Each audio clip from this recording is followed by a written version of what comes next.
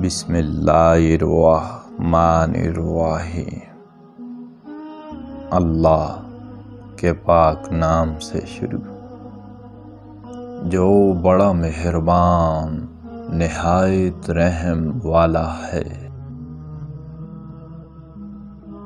حضرت امام علی علیہ السلام کا فرمان عالی شان ہے کہ جو اللہ تعالیٰ سے مدد چاہتا ہے اسے نہایت قوی اور مضبوط مدد پہنچتی ہے۔ آپ نے فرمایا کہ جو شخص اللہ تعالیٰ کو اپنی امیدوں کی جائے پناہ ٹھہراتا ہے، اللہ تعالیٰ اس کے دین اور دنیا کے سب کام پورے فرما دیتا ہے۔ جو شخص چھوٹی عمر میں بارگاہ میں آنے کی اجازت چاہتا ہے، اللہ تعالیٰ اسے اجازت دے دیتا ہے، اور جو شخص اس کے دروازے کو کھٹکھٹاتا ہے وہ اس کے لیے اپنا دروازہ کھول دیتا ہے۔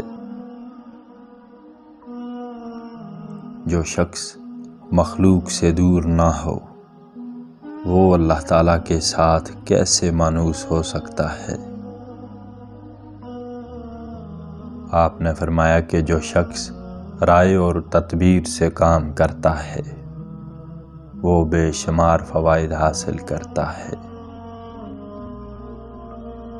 جو شخص صرف اپنی رائے کو پسند کرتا ہے وہ سخت گمراہی اور حیرانی میں گرفتار ہوتا ہے۔ جو شخص خود کوئی رائے نہ رکھتا ہو یا دوسرے سے رائے نہ لیتا ہو وہ خرابی میں پڑتا ہے۔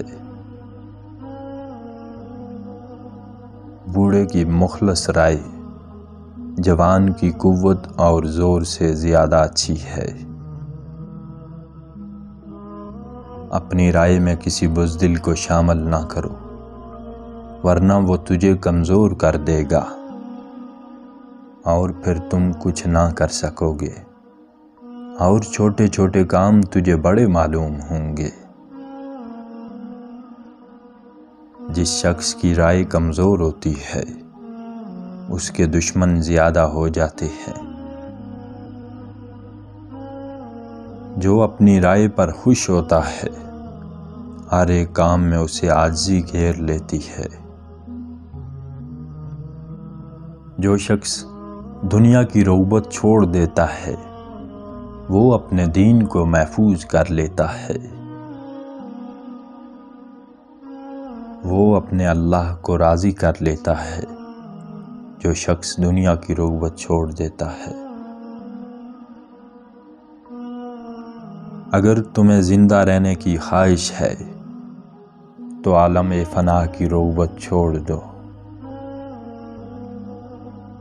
آپ نے فرمایا کہ ہے بھائی، اگر تم اپنی حالت کو سمجھتا ہے اور اپنے نفس کو اچھی طرح پہچانتا ہے تو دنیا سے رخ پھیر لے، کیونکہ یہ بدبختوں کا گھر ہے اور یہ سعادت مندوں کے رہنے کی جگہ نہیں ہے۔